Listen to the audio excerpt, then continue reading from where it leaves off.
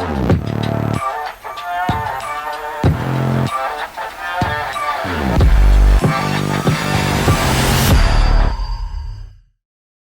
my friend, welcome back to another episode or another video here in the Thrive Today sales training series. Now, inherently, if you're in the game of sales, and you probably are if you've watched this many videos to get to this point, if you are in the game of sales, you are going to face objections. And it could be an objection to your price, it could be an objection to the features and benefits of your product, or their previous experience with something like what you have to offer, your company, your brand, you yourself. Man, we have all kinds of different reasons that we get objections. And this scene behind me, right? One of the whole reasons that scene took place is because he's overcoming an objection as to why their brake pads were, I don't know, as good or better than anything else out there. And listen, at the end of the day, you don't have to screw it up this badly to be hung on the wall in infamy. Overcoming objections can be one of the simplest things that you get to do. Notice how I say get to do in the sales process. I say get to do because at the end of the day, my friend, if you are getting objections, this is a sign of life. This is a sign that you are in the game. They're not telling you no at this point. They're objecting to something that they're not clear on.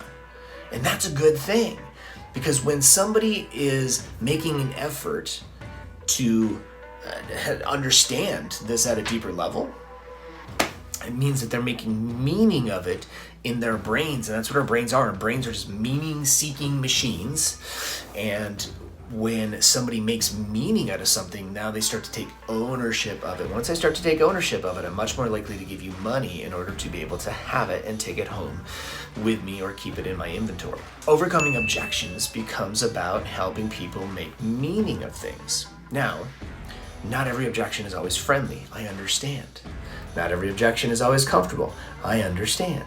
Not everything is going to go smooth and easy with this process every single time. I understand, my friend, because objections make things sometimes a little bit tense, right? Especially if the customer is passionate about it, or they're just shut down, or they don't talk a lot, right? The quiet customer, the silent customer, the ones that don't talk, and so you feel like you're not getting any feedback. Trust me, those people who are quiet customers, they may not be saying a lot out loud, but there's a lot going on in here, and that's okay. So our job is simply to facilitate them from where they are, okay, with their understanding that's the current level of understanding that's creating the objection in the first place, to a place of having meaning and understanding. So there is a simple process. You're going to see it here on the screen. It goes A, C, A, V, and E. A, C, A, V, E. It spells a cave. We call this the A cave or the a cave model for overcoming objections. And it starts out with simply the letter A, acknowledge. Acknowledge the fact that they have an objection, that they have a different way of seeing things, that they have maybe they're misunderstanding something along the way. We simply say, Mr. Customer, I can definitely see where this feels like maybe it's a little bit, more money than you were thinking, or it's a little bit different than you were thinking, or I can definitely see where you're coming from. Interesting. Thank you for helping me actually see it from your perspective. I hadn't considered that myself. What we're doing in this phase is simply decreasing the tension. Remember that video? Decrease tension, increase trust, decrease tension, increase trust. Now, the alternative to acknowledging is combating, right?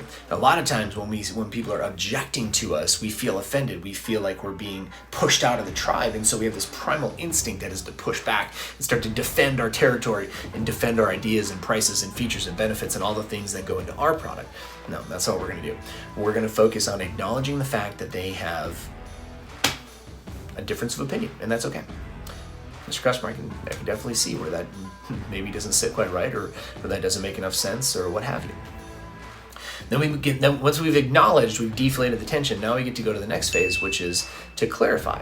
We might just say we're going to clarify what they mean, and we're going to try to make this about something other than what they have made it to be about. So, Mr. Customer, as we're comparing these two things, help me understand. Are we really looking at apples to oranges here? Are we looking at the same things? Tell me about this one that you're looking at, or what you thought you would be looking at this point. Mr. Customer, Mrs. Customer, as you were thinking about this, as we had this conversation up to this point, what would you have hoped that I was going to come in at, or what this was going to look like? So we're just starting to clarify. We're just starting to take some tension off of the thing that they said, whatever they objected to, and try to make this be about something else. Help me understand, what is this really about? Okay. Mr. Customer, I have been in some situations like this. This is, not the first time that somebody's, not seen quite eye to eye with me. Just help me understand just a little bit more about what's not quite clicking here. Now, once we get that information, we can move on to the next phase, which is the next A, and we're just going to answer. And then we can clearly state our why, our intentions. We can clearly state why our price is this way. We can clearly state why we chose this product or these two options as opposed to another option. And now we can be in this phase. So we're not being super persuasive or trying to talk them into another thing at this point. All we're doing is we're acknowledging, we're clarifying. So we've deflated the tension. Now we truly understand the nature of the objection.